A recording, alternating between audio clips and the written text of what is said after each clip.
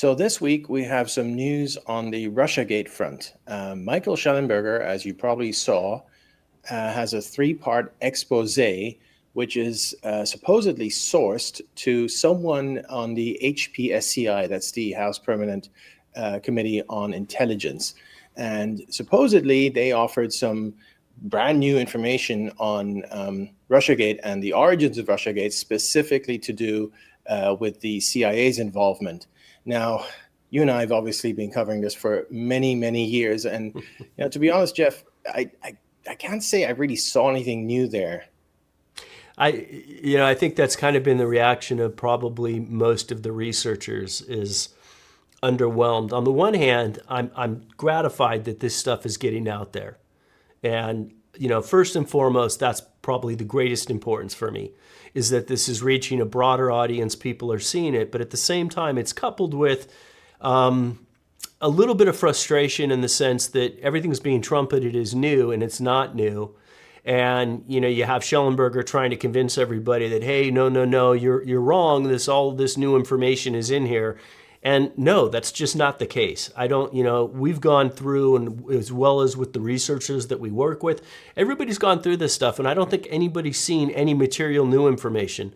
Maybe the biggest thing that you could possibly claim is that Brennan was tasking the IC. But, the reality of that is that's countered by 2 points. One, we already knew that Brennan was unofficially working with Five Eyes, Foreign Intelligence Community Services.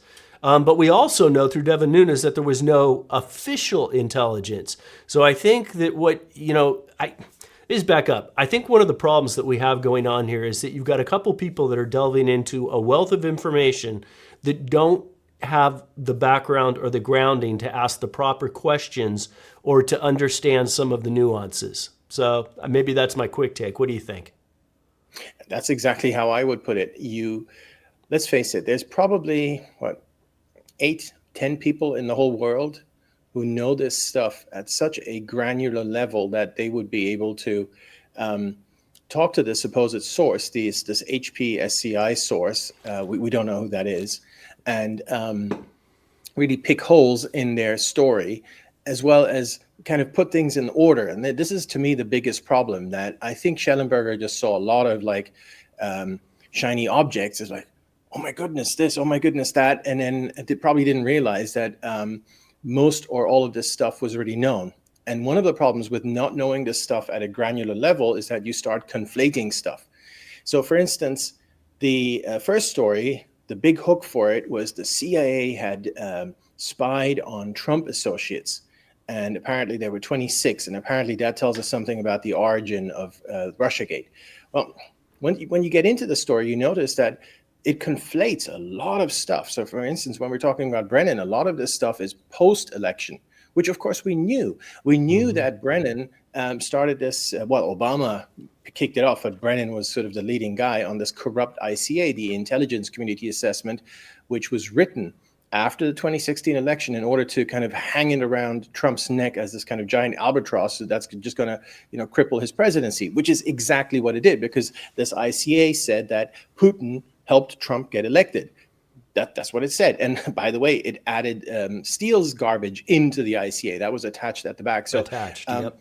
We knew that. And we knew that Brennan was behind it. And of course, Brennan was CIA. So if you commingle that with stuff that happened earlier that year, plus there's also a lot of commingling to do with, for instance, General Flynn. Well, that's 2017. That's later, right? So that's the problem. You get this shiny headline because of these supposed shiny objects, but when you then kind of dig into it, it doesn't really say what it promised to say. And as I said, there might be some kernels of truth there, and I would love to talk to this supposed source and actually pick out the important stuff. But that didn't happen here, and that's really unfortunate. Yeah, when I think about this, I guess, again, I'm really glad that this is getting picked up and that people are paying attention. But there's the other side of the coin to that I'm also, it just sort of highlights frustrations that you see some of the people that are picking this up. And it's like, God damn it, you knew about this, but you didn't really pay attention to it when you were being told it was important to pay attention to it. It's kind of like some of these people that are now trumpeting these reports didn't have, in my mind, maybe the backbone or the that maybe that's too harsh. Maybe they didn't have the full intellectual curiosity, whatever it may be, to really do the investigating at the time when it really, really mattered. And yes, it's important to get people out, to understand, how the intelligence communities operate against everyday citizens, against other members of the government. I mean, in many ways, they kind of run things, and it's important that people see that.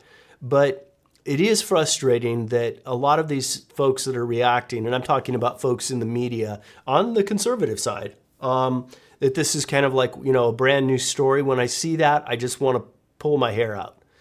Because they were told about all this, and they just either intentionally didn't want to pursue it, or maybe weren't willing to pursue it because it brings problems, which a lot of us faced for exposing this stuff. I completely agree. The overarching result in the sense that people are paying attention to this broader topic, which still remains unresolved, and at least unresolved in the sense of bringing the perpetrators to justice, or at least putting them out there, even if the statutes of limitations have expired in terms of actually bringing them to justice. That's great. Okay, have the story out there. That's great. But the way it was done, this sort of holding out shiny objects, over promising, saying things which don't check out. And I agree with you. I don't necessarily think that this is done on purpose. I think it's this kind of Johnny-come-lately problem that we've also seen, you and I specifically, a lot with COVID and COVID origin, which, we've been on this for 3.5, 4 years. And then all of a sudden you see someone writing about it, and, oh my goodness, did you know that, EcoHealth did that? And did you know about this? And yeah, we've known about all this stuff for many years. So I kind of feel the same way here, that you have these kind of Johnny-come-latelys come along who haven't really been following the story step by step, and so they're a bit overwhelmed. And then that leads to these, pretty bad mistakes. So for instance, on the day when this supposed expose broke, we were told that this binder, you remember the binder that Trump declassified on his last day in office on January 19th, and then stupidly, Mark Meadows, as chief of staff, returned it to DOJ for it never to be seen again, right? Well, there's been a lot of interest in that, but you, I, our friend Fool Nelson, our friend Walker Fire, our friend Steve McIntyre, we put a lot of work into figuring out what this whole binder thing was all about, and we solved it. Now, we don't have all the contents of the binder, but we know that the binder is essentially a wish list from John Solomon, the journalist. So he had like 40 items that he thought should be released. And so Trump asked for those items to be released. We were able to kind of reverse engineer that whole process. We haven't seen most of these items, but we know that was the process that went through. And whatever this new expose is about, the CIA binder and secret this and that, well, that has nothing to do with that Trump binder. We know that. And then yet it was promised as such, and it was portrayed as such. And then I noticed in the most recent story that came out, they kind of changed the wording and said, well, there may be another binder. Well, yeah, in fact, if you look at what you and I said on the first day of this, we said, yeah, this is not the same binder. So it's those kinds of things, right? But if you know that, if you know it's not the Trump binder, then when you talk to your HPSCI source, you can say, hey, buddy, don't try and sell me this. I know about this other binder. So what is it with the CIA binder? And then you can kind of dig further into that. And, that didn't happen. And the story that came out on the binder, I thought was totally disjointed. Like there was something it was hard to follow. And there is a real story here, right? Because, you had all sorts of games being played within the DOJ, and they were being assisted by the National Archives. But the way the story was told, it was very, as you said, disjointed is a good word. That story wasn't really told in nice, linear, explainable fashion. And, one of the things when I was reading through that, it felt to me actually like most of that story came from a novice's reading of John Solomon's court filings on the matter. And that they sort of cobbled that together, coupled with some information, that they may have been talking to some folks on the side, and then kind of just without a lot of breadth tried to push those two elements together, and out came the story that if you know the details and walk through it, it certainly could have been presented a little better. And again, I just want to keep, giving the caveat that I'm glad that this information is indeed getting out there. I am frustrated to see it being behind a $10 subscription paywall. It's worth reminding everybody that these guys were given free access to all this information by Elon. And were, in my mind, almost kind of given a career out of this, where suddenly Schellenberger's writing about COVID out of nowhere, and now he's writing about this. And as we've said, some of this is new to him, but all of that access came through what Elon gave him. And, you're kind of able to mine when you're looking at the data and you're looking at who was shadow banned, and you can start getting pointed in certain directions. Who was the FBI shadow banning? What information were they shadow banning? Well, they were shadow banning COVID and they were shadow banning Russiagate type stuff. So that points them in that direction, and they had free access to that information, which honestly, that includes all the different information that all the researchers were sending out on Twitter, including people that have been banned forever that have researched this. They kind of get a data mine that for free, and then they put it behind a paywall. And so I'm not particularly a huge fan of how this is being handled. But no, neither am I. I mean, if you go through each item, and you could just very simply do something. You can do like Brennan CIA Russiagate or something like that, those keywords, right? Go to Twitter, enter those keywords, and you will find a bunch of stuff written by people like yourself, me, many others, dating back to 2018, 19, and so on. It's all there. The other one that was blown out of all proportions was this whole Mifsud stuff. So supposedly the source said that Mifsud had something to do with That's right, yeah. Western intelligence. Well, yeah, we knew that. And Mifsud's lawyers talked about that. He even wrote a book that intimated that. I mean, anyone who's been covering this story knew that there were some ties there. At the same time, that doesn't say anything. I mean, Carter Page was a source. Sergey Millian was a CHS. That doesn't mean they started Russiagate. I mean, a lot of people, are asked for help or whatever, and then we find out about that on the back end. That doesn't mean anything. I mean, this guy Mifsud was a professor who traveled in Russia, traveled in China. He was, for instance, tasked by the government of Malta, which is the country where he's originally from, with selling the airline of that country to Air China, and he was negotiating that. Well, They're not going to give some random professor that task unless this guy is really, really clued in and tied in with all the who's who and so on. So we knew about this guy's background, but it doesn't mean anything. You can't extrapolate anything from that. A lot of people have interesting backgrounds. Plus, on the Mifsud side, the timing just didn't add up. I mean, the idea that this guy was instrumental in starting Russiagate simply does not add in terms of when he appeared on the scene. I mean, I'm not going to rehash that whole thing. We both talked about it so much on Twitter, and people can look that up. But I just found that, again, this idea of you just take this little piece of information, which, by the way, was already known, and then you blow it up into this big thing, and then a lot of people kind of jump on and say, "Oh, wow, that's so interesting," and so on. And it's really nothing. Again, that's just a small part of the first story, but that obviously irked me. It was kind of funny that Papadopoulos sent out a tweet and said something to the effect of, "That's right, every bit of this is in the book that I shared with you," or something to that effect. But one thing that I was actually kind of glad to see was a focus shift back to somebody that I've always thought was one of the most integral parts of all this, and that's John Brennan, and shining a spotlight squarely back on him. Brennan literally admitted, you have to go back and look at his quotes. I've written a couple hundred articles on this stuff, and Brennan was, the kind of like one of the big focuses early on. And Brennan was pretty open about it in his testimony.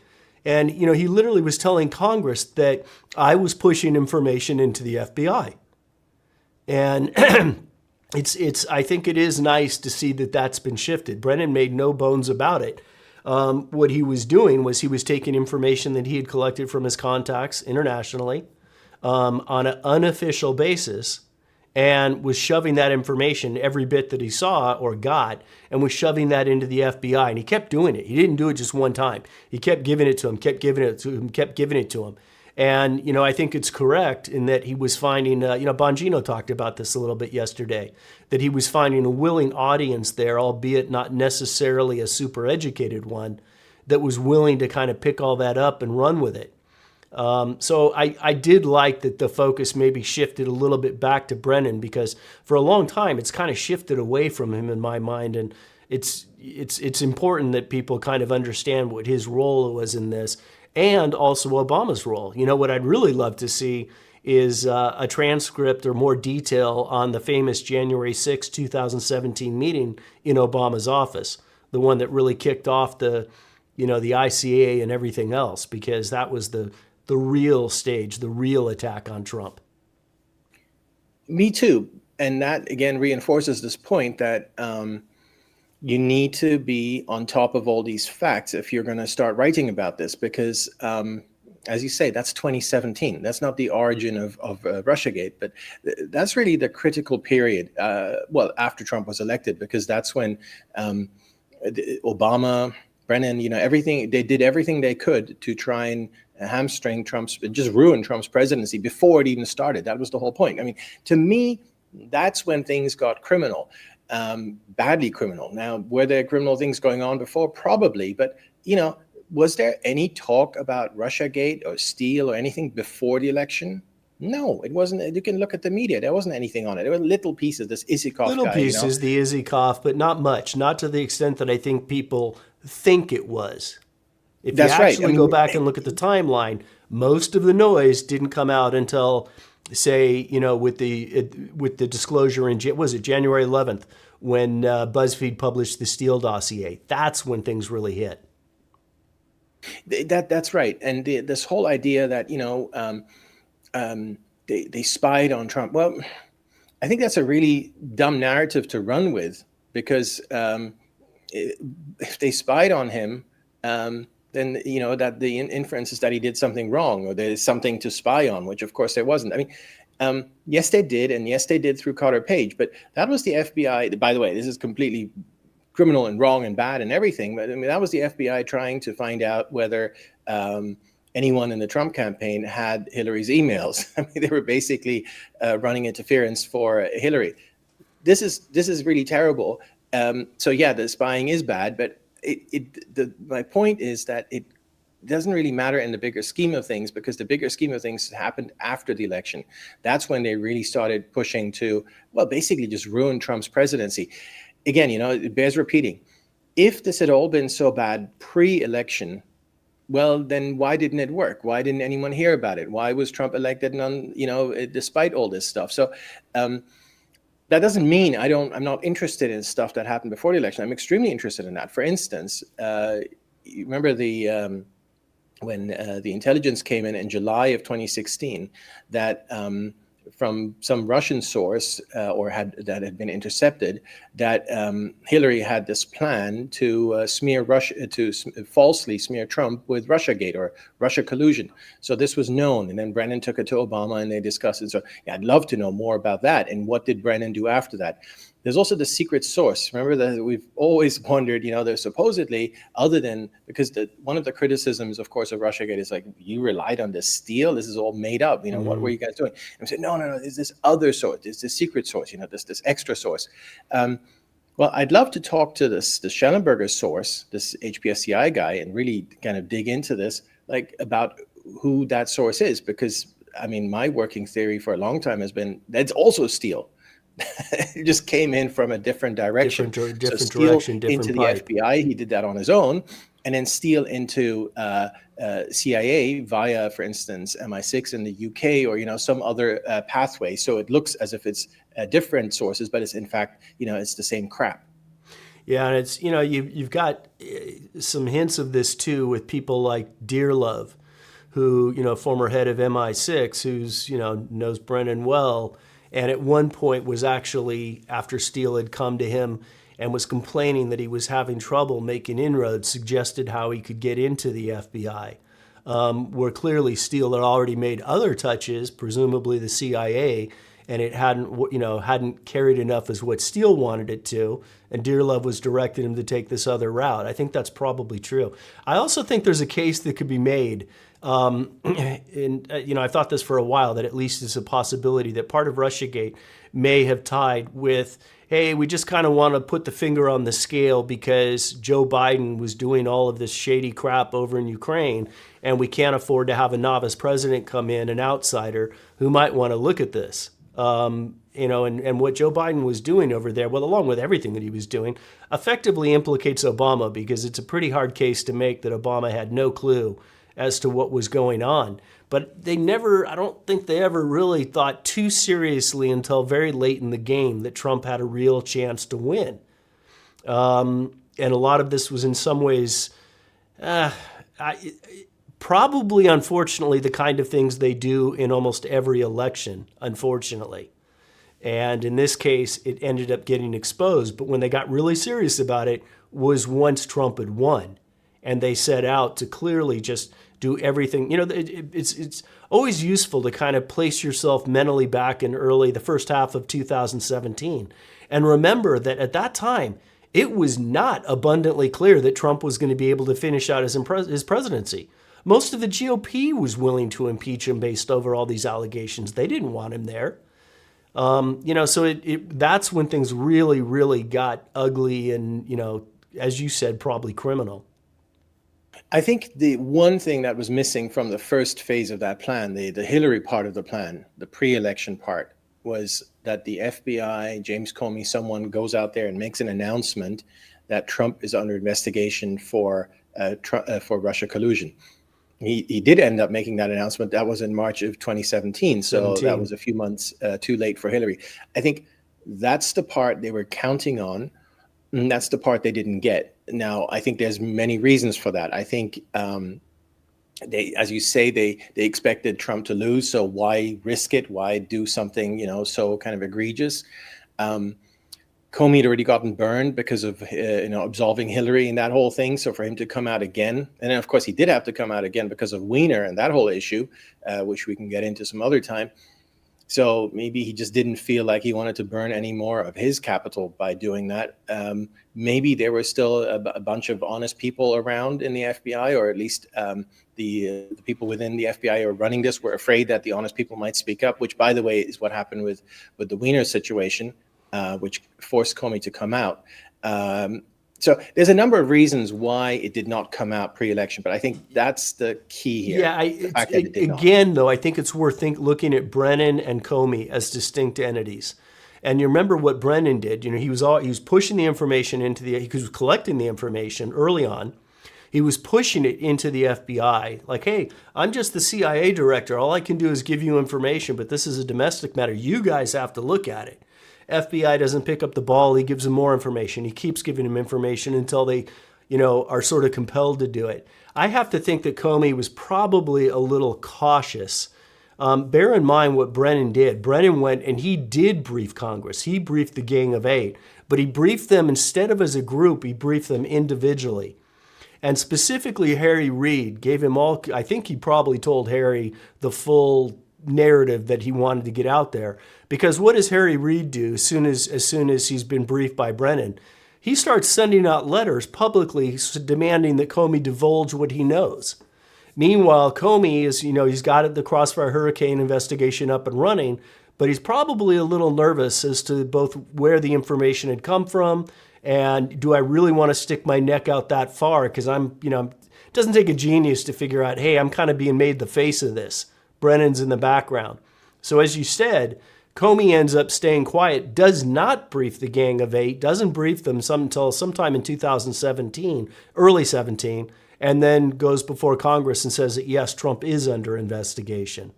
Whereas Brennan was a lot more direct, but behind the scenes, hiding behind the shield of I'm the CIA, we can't conduct domestic investigations.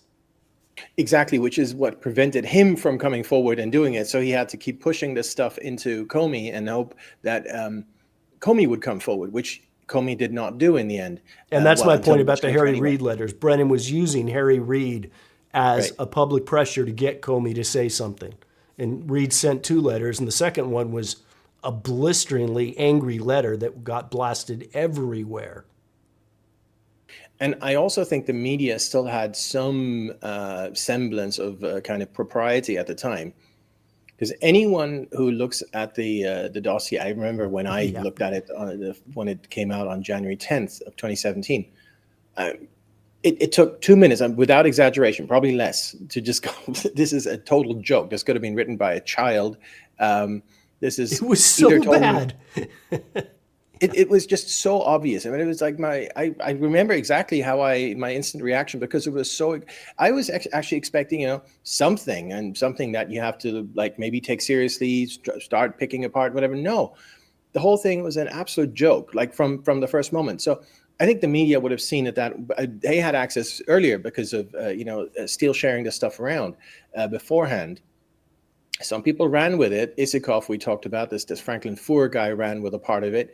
But that didn't really take off, and it didn't really go mainstream. And I think because perhaps people were just like, ooh, this doesn't quite sound right. But then, of course, after Trump was elected, it didn't matter whether it sounded Then right. the switch went he was on. an enemy. You have to go after him no matter what. But we have actual proof of that too. Like Julia Ioffe over at, I think it was Politico at the time. I can't remember, but she did this great article that's been chronically underlooked in early September, and she talked about Fusion GPS. She described them as this shadowy corporate organization that was pushing all this information through. And she was discussing how she listed the organizations like WAPO, New York Times, CNN. She ran through all the different places that had received the same information, and that everybody was looking at it with a very jaundiced eye, like this is absolute crap. They didn't want to publish on it. So she talked about that, but almost in a derisive fashion. That was how the media was reacting to it until Trump got elected, and then everything turned, and they all pretended it was gospel, even though they all knew that it was nonsense. No, I recall that. Before we close out here, I'll tell you what I would, if I had the source, right, instead of Schellenberger, what I would ask, and then I'll ask you what you would ask that source. So, by the way, source, if you want to talk, that'd be great. I would ask the source to talk me through this supposed CIA binder, or whatever is being hidden by the CIA, exactly, like step by step. Don't commingle it with the Trump binder, which we know it's not. Don't throw out like random stuff about Mifsud or whatever, which we've looked at in every which way. The frustrating thing is that there is probably something there, and it is probably documented somewhere. But without focusing on that and getting distracted by all these shiny objects, you're not going to get to that. So I would really dig into that one issue. What is there? What's the CIA binder that's being supposedly hidden? Yeah, and that's a great topic. I think the area that I'd like to focus in on, if I had a chance, was the Five Eyes aspect to this, and the fact that this is getting portrayed as official Five Eyes action. And to remind people, Devin Nunes got the Five Eyes intelligence and said there was no official intelligence. So what was almost certainly going on, and we know some of this. We know some UK elements were interfacing directly with Brennan in 2015 and very, very early 2016. We kind of know when this started. It was back in the September-October timeframe, roughly, of 2015. But my point is that this was all unofficial. This is Brennan acting as an operative, probably at the request of somebody like Obama, but acting in a more or less unofficial kind of off-the-books capacity. And I think this got conflated just because he had touch points. And it's still a story. It's not that it's not a story. But I think there's a distinction, and ultimately that distinction may be more important than the conflation. Like, let's understand who in the Five Eyes circle came into touch points with Brennan, because I'm all but convinced that it was not official Five Eyes involvement, but rather unofficial Five Eyes involvement, which again is a story unto itself, but it's one that we already understood. So I would like to push on that if I had the chance.